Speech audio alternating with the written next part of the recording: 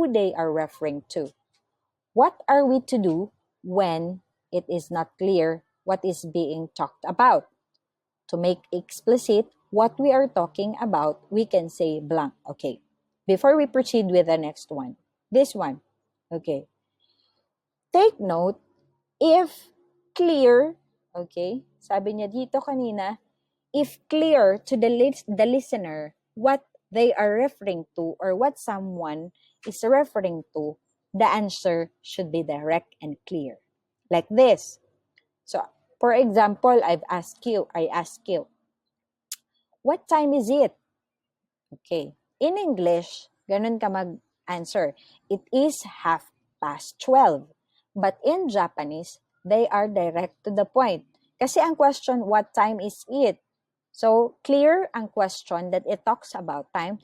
That's why ang answer is this. 12時半です. Okay? So, kung i-translate nato na siya, that is 12:30. Okay? So, what time is it? It's 12:30. Okay, that's the answer. Another question. Are you a student? Sabi dito, student. Okay, yan yung sagot sa Japanese. So, sabi niya dito, when you are being asked, what is your major? Sabi niya, Japanese or Japanese language. Okay? So, diretso ang answer. Hindi siya kagaya ng English na there should always be a subject. Okay? For example, yan, my major is or I am a. Okay, yan. So, what are we to do kung clear na to siya ha?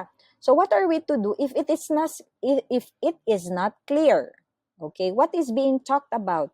To make explicit what we are talking about, we can say blank. Okay, this one. Papasok na dito yung sinabi natin kanina nga, X, Y, des. Okay, this one. Nani wa nihongo des. Okay?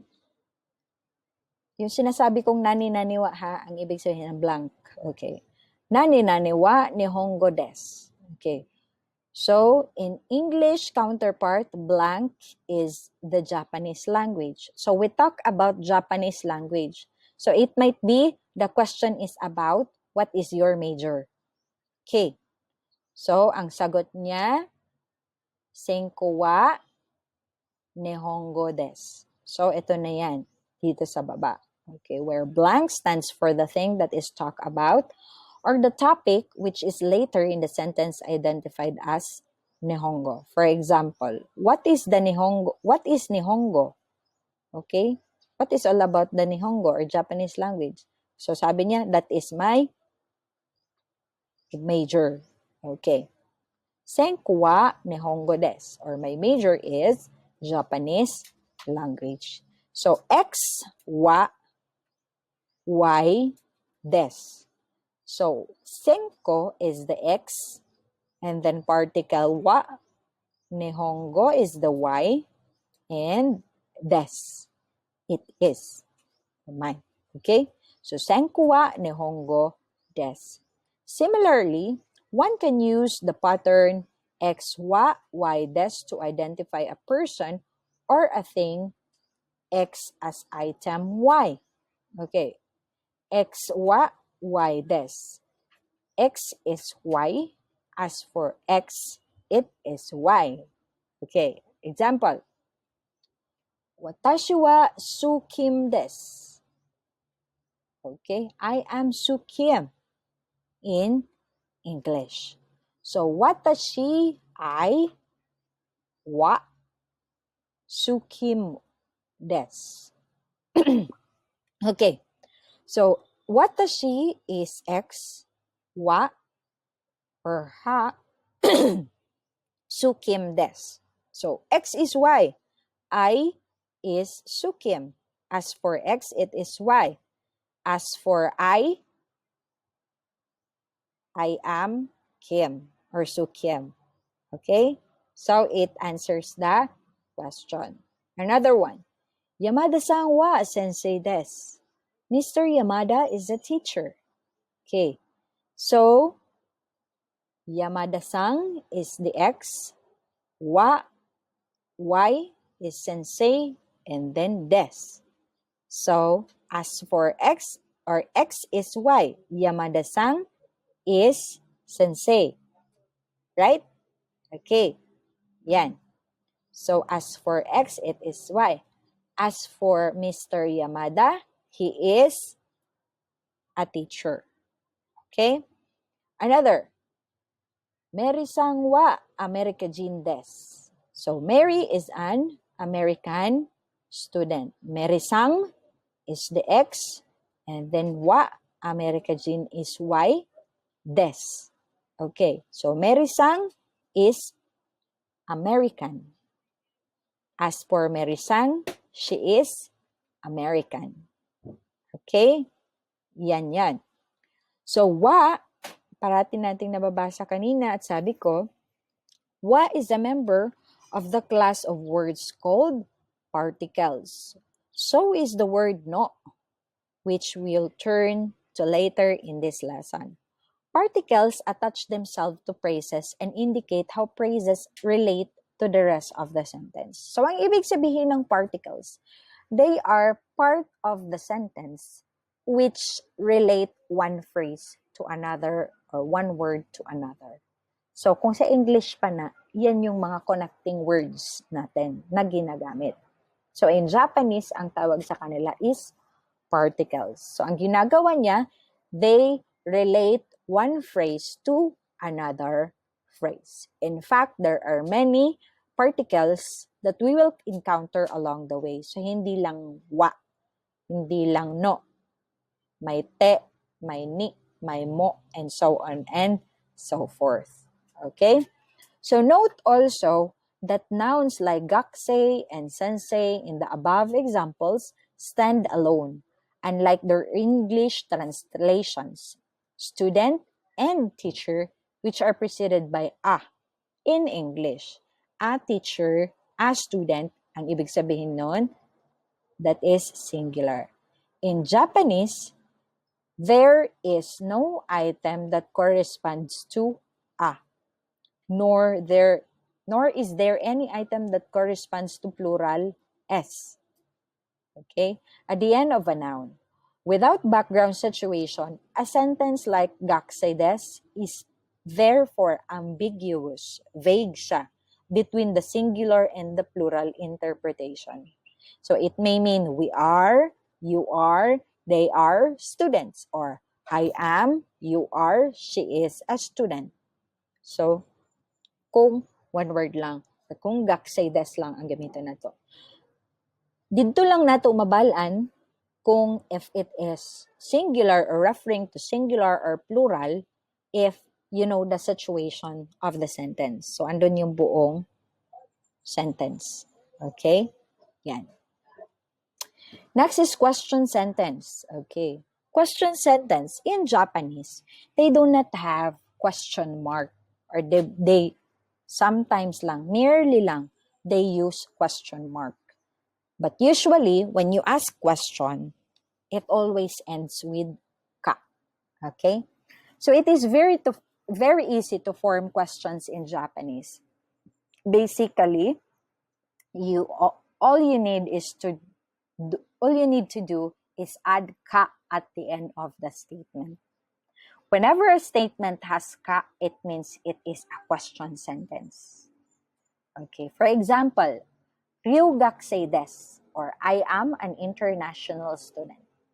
But when you are asked, or when it is transformed into a question form, ang magiging forma niya is Ryu gakusei desu ka? Oh, so you just add ka. Or, ang ibig sabihin nun, are you an international student? Okay? So the above sentence, Ryu gakusei desu ka, is a yes and no question. Okay? So they are answerable by yes or no. So these question sentences may also contain a question word like none, or what, or nani. In this lesson, we learn how to ask and answer question using the following words: nanji, what time; nansai, how old; nanensei, what year in school. Okay. For example, Senko wa nan desu ka? Senko, ano nga ibig sabihin ng senko? What is your major? Okay. Senko wa nan desu ka?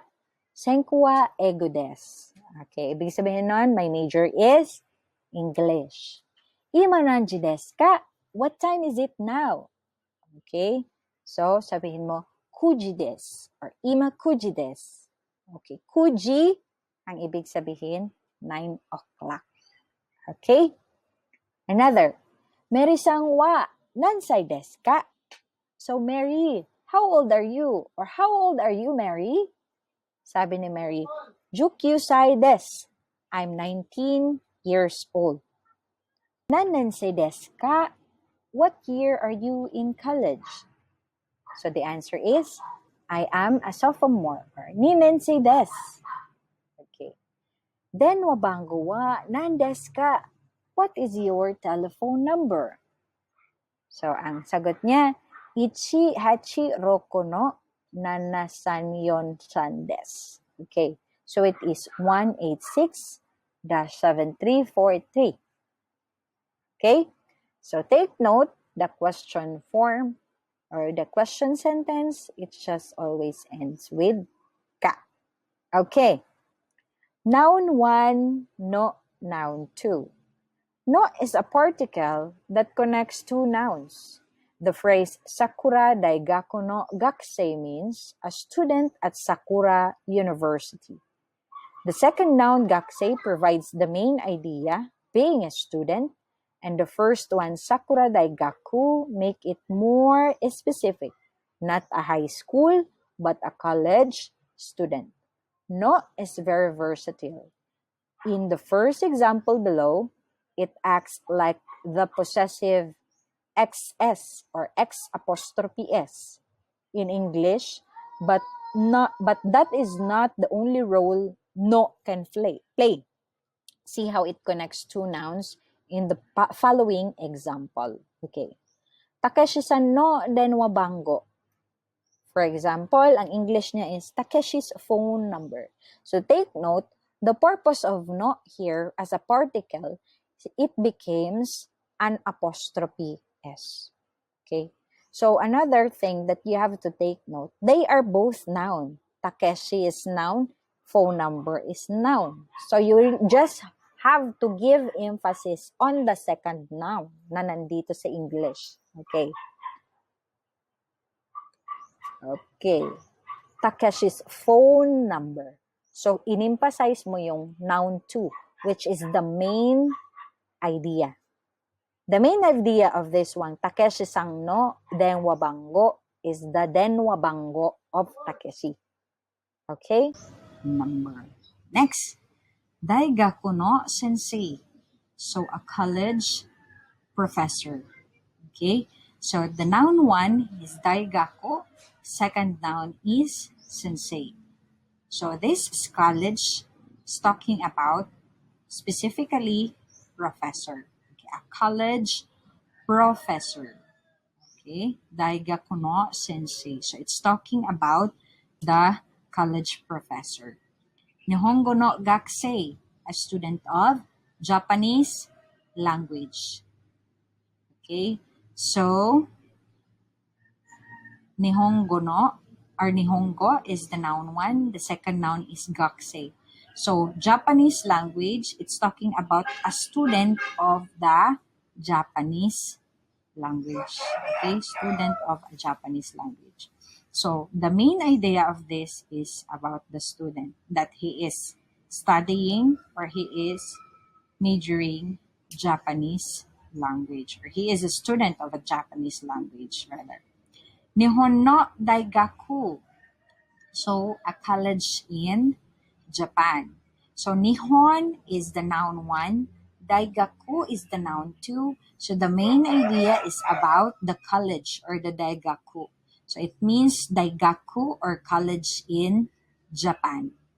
Okay? So, the main idea is the Daigaku. Dito, the main idea is the students. The main idea here is a professor. Okay? The main idea here is the phone number. So, you will observe The first two example, which is Takeshi's phone number and